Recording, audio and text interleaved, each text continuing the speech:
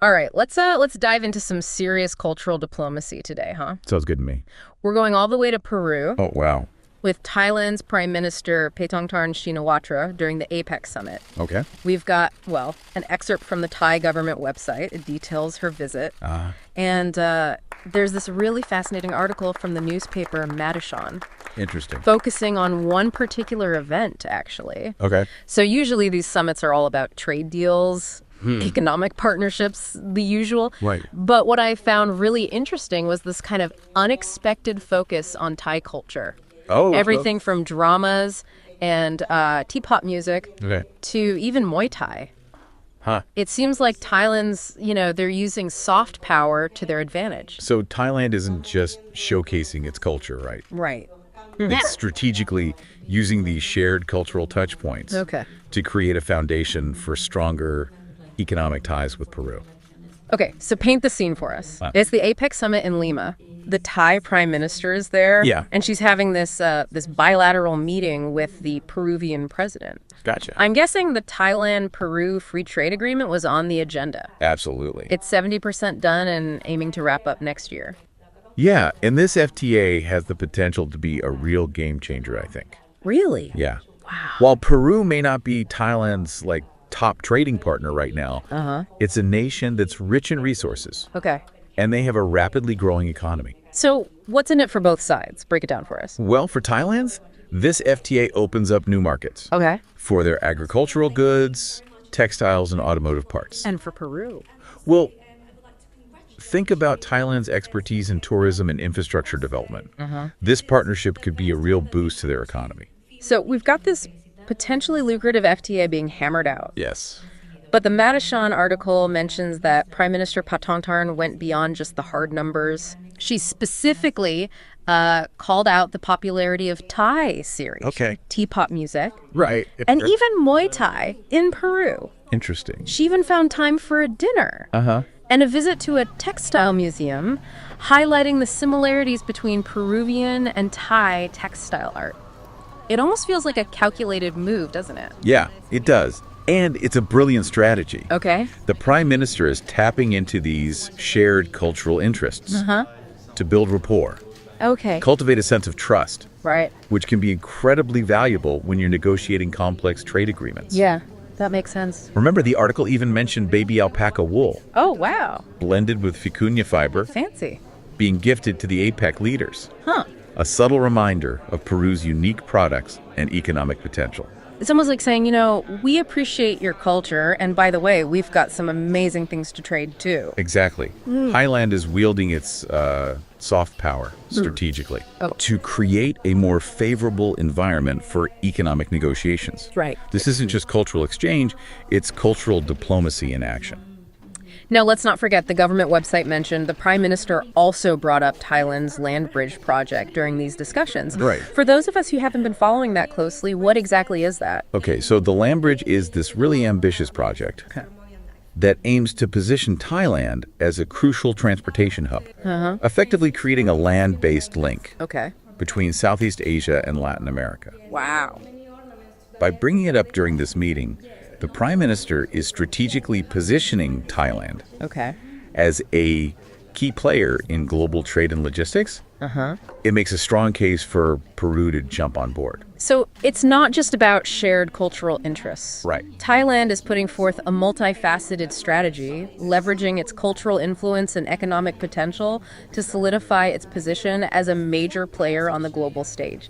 It's fascinating how they're weaving all these elements together. It really speaks to how Thailand is thinking long term. Yeah. They're not just focused on securing this one FTA, they're building relationships and laying the groundwork for deeper collaborations with nations like Peru in the years to come. Wow. It's smart.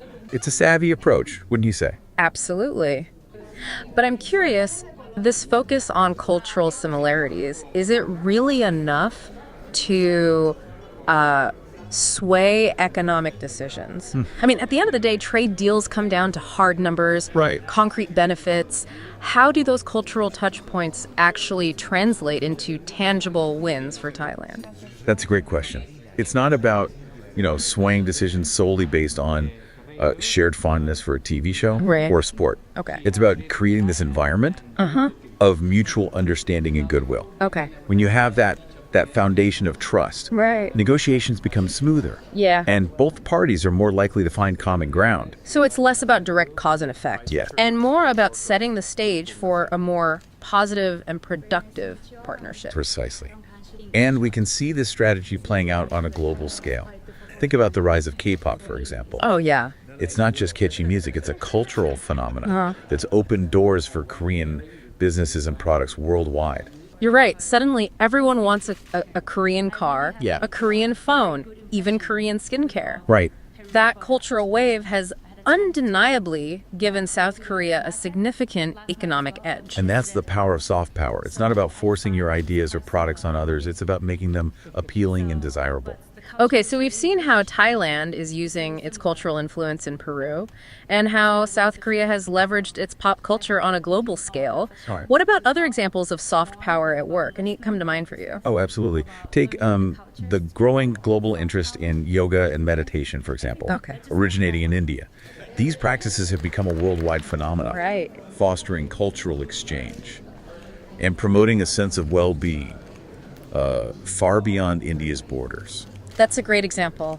And let's not forget Japanese anime and manga. Yes. It's captured imaginations worldwide with its unique storytelling and artistic style. These are all compelling cases of how culture can transcend geographical boundaries, right? Right. And create connections between people from different corners of the world. It makes you realize that sometimes the most powerful diplomatic tools aren't found in boardrooms, Right. but in shared moments of cultural connection.